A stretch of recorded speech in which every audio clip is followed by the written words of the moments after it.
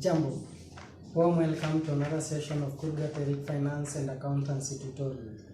If you are not subscribed to the channel, kindly consider doing so and share with as many friends as possible so that we can all get to benefit from this video. Again, don't forget to comment.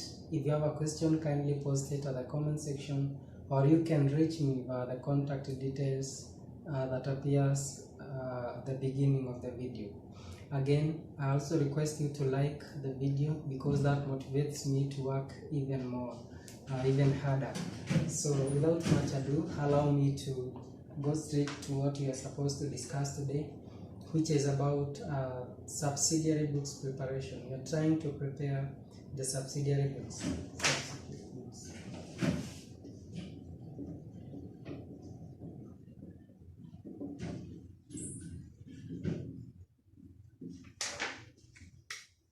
In our previous video, we introduced the accounting books, and then from the accounting, we say the accounting books are divided into two: the subsidiary books and the principal books. We went ahead and say that the subsidiary books can also be called the books of original entry,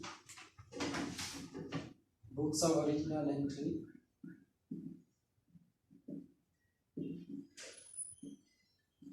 we also say these books can be called the books of prime entry. We also say the books can be called the day books. And we also say that these books can be called the journals. And we say the reason as to why they are called journals is that the items are normally listed in the order of their occurrence. And then they are called the day books because this is whereby the daily transactions are recorded. I also told you that the subsidiary books do not follow the double entry rule of accounting, but the principal books do follow the same. We also said the books of original entry are divided into, number one, the sales journal, the purchases journal, we had the sales returns journal,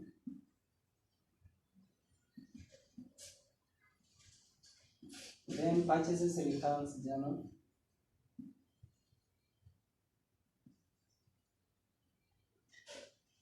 and the fifth one, the general journal, and the last one, the cash book. I told you that the cash book is the only subsidiary book that follows the double entry rule of accounting. The sales journal records credit sales. We said that. The purchase journal records credit purchases only.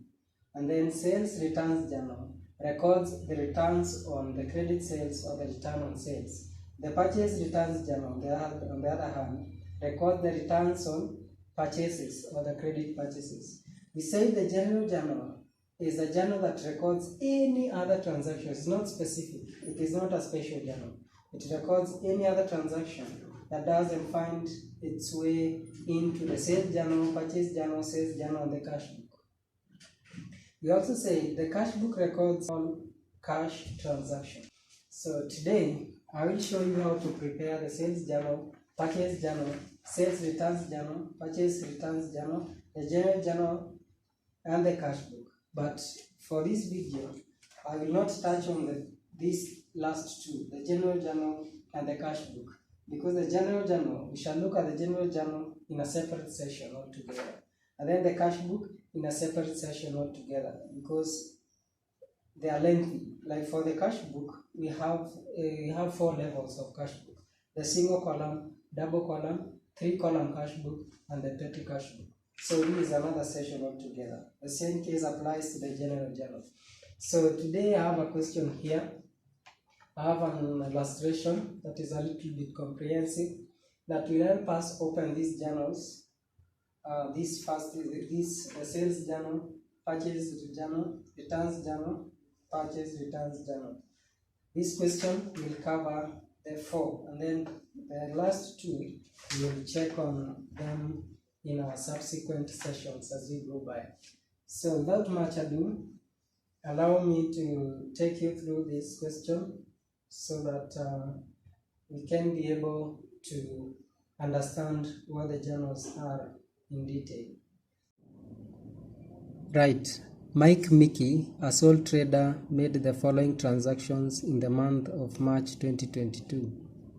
1st March, credit sales to Jane, 5,000 shillings, Jack, 4,000 shillings, and Josephine, 3,000 shillings, and in each case, a trade discount of 10% was allowed. March 6th, credit purchases from Moto, 5,000 shillings, Mingi, 4,000 shillings, and Murage, 3,000 shillings, and in each case, a trade discount of 12% was allowed. March 8th, credit purchases from James, 6,000 shillings, John, 5,000 shillings, and Juliet, 4,000 shillings. March 9th, credit sales to Peter, 8,000 shillings, Patrick, 6,000 shillings, and Patel, 5,000 shillings. March 18th, Mike Mickey returned goods to Moto worth 500 shillings, Mingi 400 shillings, and John 500 shillings. March 23rd, goods returned to Mike Mickey from Jack amounting to 400 shillings and Patel 500 shillings. March 25th, credit sales to Mwangi 6,000 shillings subject to 10% trade discount, and Milka 5,000 shillings subject to 1,000 shillings trade discount. We are required to open the relevant subsidiary books. So that is the question that you have in front of us, and you have to open these journals so that you can feed this information there. So the question might look a little bit hard to attempt, but simple. I will show you how to navigate until you get to understand the same. So before we do our question today, let me just give you a format on how the journals look like. Remember, I told you that the journals do not follow the double entry rule of accounting, and for this case, we'll just have a layout, a format of how to present the journals, and the layout or the format that I'm going to give is the same for the 4 journals. That is the sales journal, purchase journal, sales returns journal, and purchase returns journal. The format is one and the same thing, but for the cash book it's different because a cash book will have 2 sides.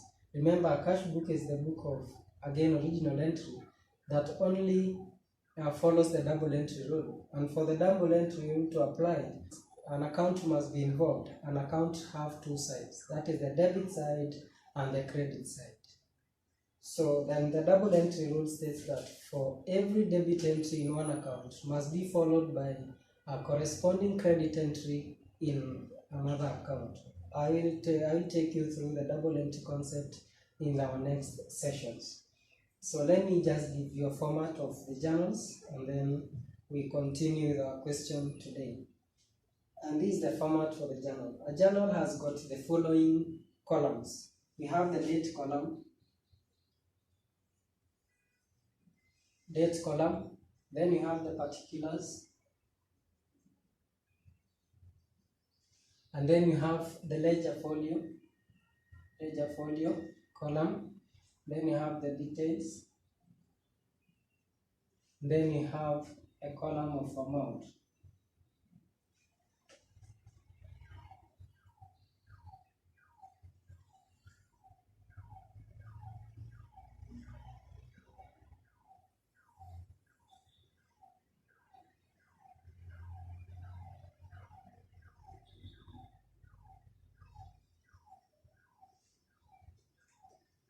So this is a simple format of the ledgers. It doesn't have 2 sides of debit and credit. For debit and credit to apply, you must have an account, isn't it? And I told you an account is a page in a ledger. A page, for instance, if this is a page of a ledger, this is a ledger page. Inside this page, an account is in, which has 2 sides, the debit and the credit side. But for this case, we don't have debit and credit. We just have a layout of how the transactions are going to be fed inside here. And inside this one, we are going to list all the transactions in their order of their occurrence. That is, we normally call it in a chronological order. But for the account, you must consider the double entry system of accounting.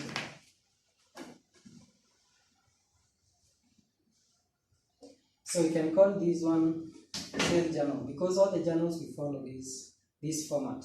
We can call this the sales journal. It's very important to note that the sales returns journal is also known as the return inwards journal, isn't it?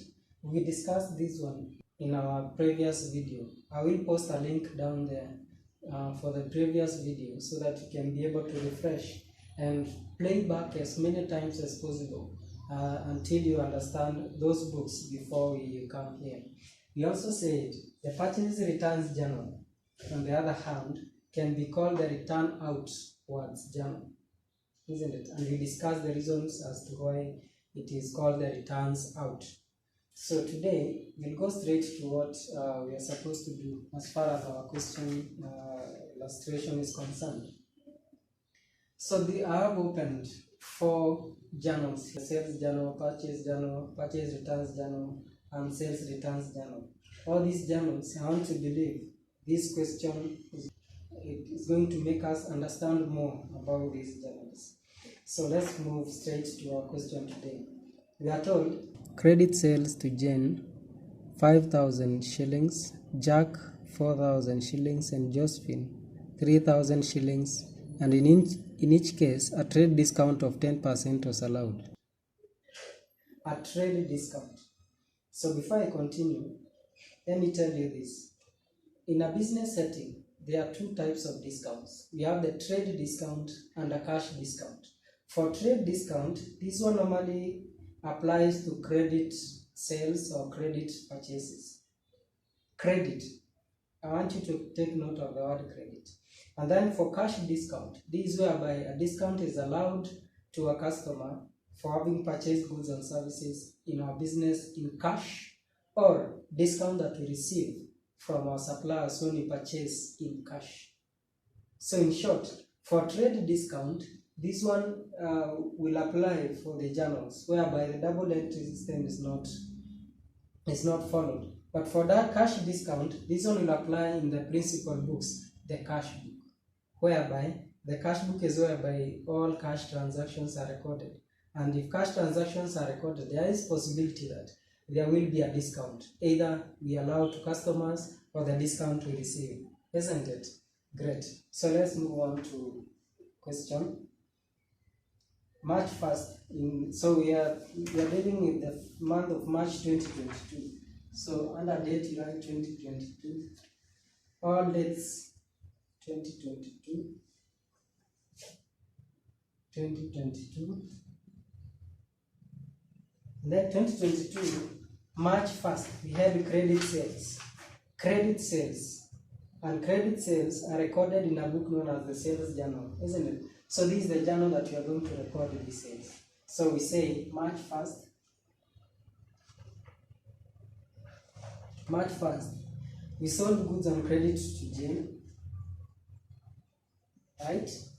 And then the amount in figures was 5,000. I want you to tell you this, and you take note very serious. The 5,000 shillings that the credit sales to Jane of 5,000 is not going to be written here on the amount column. Why? Because there is an adjustment of trade discount, isn't it? So that adjustment is done here on the details part. We are going to adjust here before we take final net figure to the amount column. So the Jane was Kenya shillings 5,000. Remember, these are details in shillings. These are amount in shillings. So 5,000. And then we are told in each case a trade discount of 10% was allowed. So this is how to enter the discounts. This is how to enter the discounts in journals. There is a different way of treating discounts in cash book. Very different, because it will have its own column for discount allowed on the debit side that is the receipt side, and the discount received on the credit side, that is on the payment side. Good. I want to believe you have understood that. So this is how to enter discounts in a journal. So you say this is Jane, and then you less 10% trade discount. I want to believe you are saying that 10% trade discount, and then you're told it's 10%. 10% of 5,000 is 500, right? 500. So when you less, you get a figure of 4,500. That is what you take to the amount column. So the difference here, 5,000 minus 500, is what you are going to take to the amount column. I want to believe you have understood that. Good. So let's move on to Jack. Jack, the same date, March 1st, we have Jack. Jack is how much? 4,000 Kenya shillings. But we are also adjusting for discount, isn't it? So you say less 10% trade discount. 10% of 4,000 is 400, isn't it? When you reduce the same, it's 3,600. 3,600 shillings. And then just finish the next data. Just fill amount of 3,000, but you are told less 10% trade discount. So less 10% trade discount. 10% of 3,000 is 300. 3,000 minus 300 is 2,700. So is that hard? This is the simplest way, because we are just inserting, isn't it? The difference is how we are going to do the discounts part. But it's as simple as that. So let's move on to purchases. Credit purchases from Moto. Credit purchases from Moto. That is March 6th. March 6th. So we have 2022, March 6th. March 6th. Credit purchases from Moto, 5,000 shillings. Mingi, 4,000 shillings, and Murage, 3,000 shillings, and in each case, a trade discount of 12% was allowed. We have credit purchases from Moto. This is how to enter. Write Moto on the particulars column, and then 5,000 shillings, because is it subject to discount? Yes, it's subject to 12% discount. So you say 5,000, and then you less what? Less 12% trade discount. 12% trade discount. 12% of 5,000 is equivalent to 600, isn't it? 600. When you less, you get 4,400 Kenya shillings. Remember, details are in shillings, also amounts are in shillings. Then Mingi, Kenya shillings 4,000. On the same March 6th, we have Mingi. Mingi is 4,000 Kenya shillings. We less 12% trade discount.